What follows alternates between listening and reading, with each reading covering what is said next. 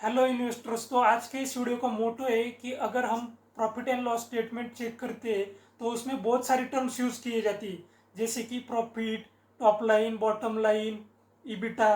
तो ये सब चीज़ों में क्या डिफरेंस है, अगर है तो क्या डिफरेंस है, वो आज के इस वीडियो में हम देखने वाले हैं। तो सबसे पहला आता है टॉप लाइन रेवेन्यू या सेल्स। अगर सपोज एक कंपनी है, पेन बनाने की कंपनी है, तो वो पेन बेचकर जो भी पैसा बना लेती है तो उसको हम बोलते हैं रेवेन्यू, सेल्स या टॉप लाइन। तो सपोज वो कंपनी का एक पेन का प्राइस है 10 रुपीज़ और उसने 1000 पेन बेची, तो उनका रेवेन्यू हो गया 10,000। ओके।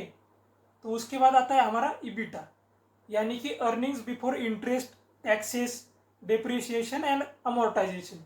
तो ये क्या होता है, अगर हम हमारा जो रेवेन्यू है उसमें से day to day operating expenses minus कर देंगे तो हमको मिल जाएगा ईबिटा। तो ऑपरेटिंग एक्सपेंसेस मतलब कि लोगों की सैलरीज हो गई, लाइट बिल का पेमेंट हो गया, इलेक्ट्रिसिटी का, तो वो सब माइनस करने के बाद हमारा बच जाता है ईबिटा।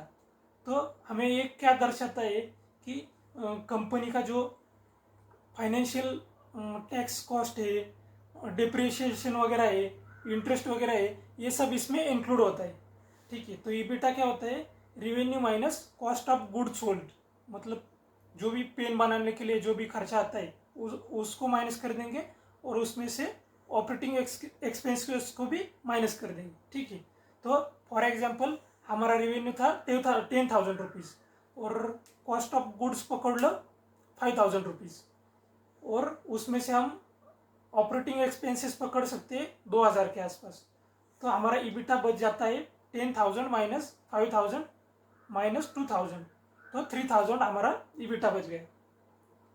उसके बाद आ गया हमारा ऑपरेटिंग प्रॉफिट, यानी कि EBIT, earnings before interest and taxes.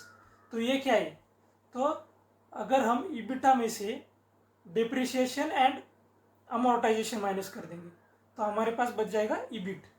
तो ईबिट क्या दर्शाता है हमको कि कंपनी के जो कोर बिजनेस है उसमें से कितना पैसा बन रहा है, वो हमें ईबिट बताता है।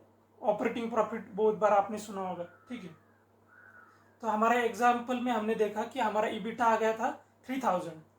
अगर हम डिप्रिसिएशन 500 पकड़ लेते और अमोर्टाइजेशन 200 पकड़ लेते तो हमारा ईबिट बच जाता है 3,000 माइनस 500 माइनस 200, यानी कि 2,300 रुपीज़ हमारा ईबिट बच गया। तो दोस्तों ये डिप्रिसिएशन और अमोर्टाइजेशन क्या होता है।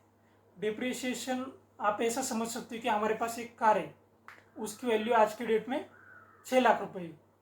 तो एक साल बाद अगर हम देखेंगे तो उसकी वैल्यू कम हो जाएगी, 5 लाख हो जाएगी। तो यही है डिप्रिसिएशन। और अमोर्टाइजेशन क्या है, हमने कार के केस में देखा, कार क्या है, एक टेंजिबल एसेट है, मतलब कि उसको हम टच कर सकते हैं, उसकी वैल्यू कम होती हुई हमें को दिखाई देती। लेकिन अमोर्टाइजेशन कौन से केस में होता है, अगर आपके पास कोई लाइसेंस है, कोई कॉपीराइट है, तो उसकी भी वैल्यू डिक्रीज होती है रहती, तो उसको हम अमोर्टाइजेशन कहते हैं। आप ऐसा एग्जांपल ले सकते हैं कि आपके पास डोमिनोज का पिज्ज़ा बेचने का लाइसेंस है 20 ईयर्स का, आपने आज परचेस कर लिया था, उसका लाइसेंस का फीस था 20 लैक्स, तो उसकी वैल्यू आज के डेट में 20 लैक्स है।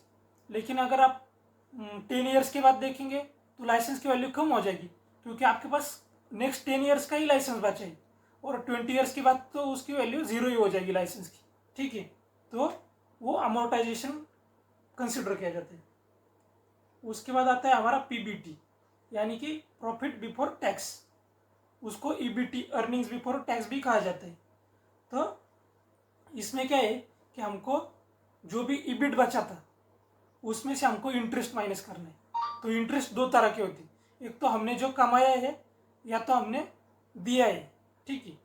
तो हमारे केस में ईबिट था 2,300 रुपीज़, उसमें से हमने जो दिया है, मतलब हमने जो लोन लिया था उस पर हमको इंटरेस्ट पे करना पड़ता है, तो कंसिडर करो कि 200 था, और हमारा बैंक में जो पैसा है उसमें हमको इंटरेस्ट मिलता है, वो था 100।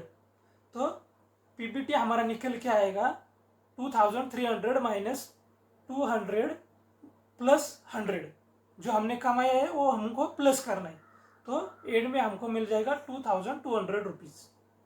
तो लास्ट में आता है हमारा PAT, पैट, नेट इनकम।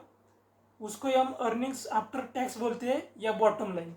आपने अभी रिसेंट में बहुत सारे लोग बॉटम लाइन टॉप लाइन का यूज करने लगे।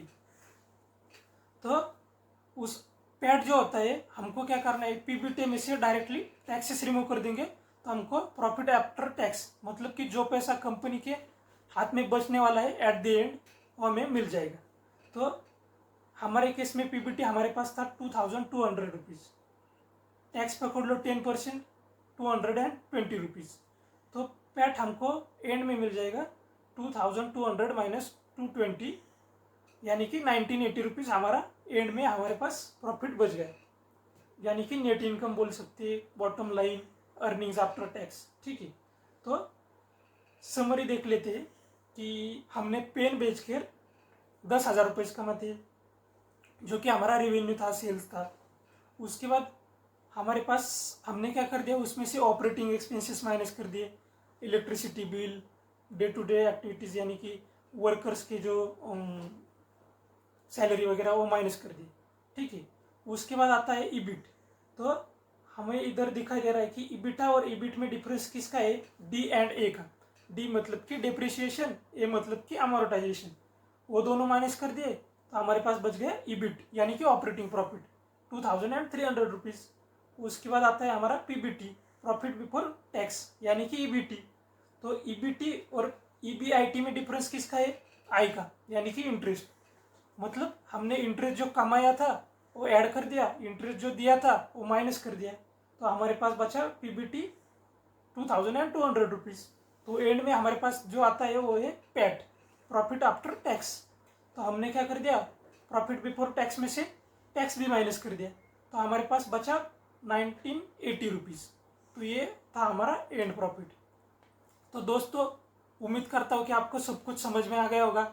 अभी आपको profit and loss statement check करने में कोई परेशानी नहीं होगी। तो आज के इस वीडियो में इतना ही। Thank you.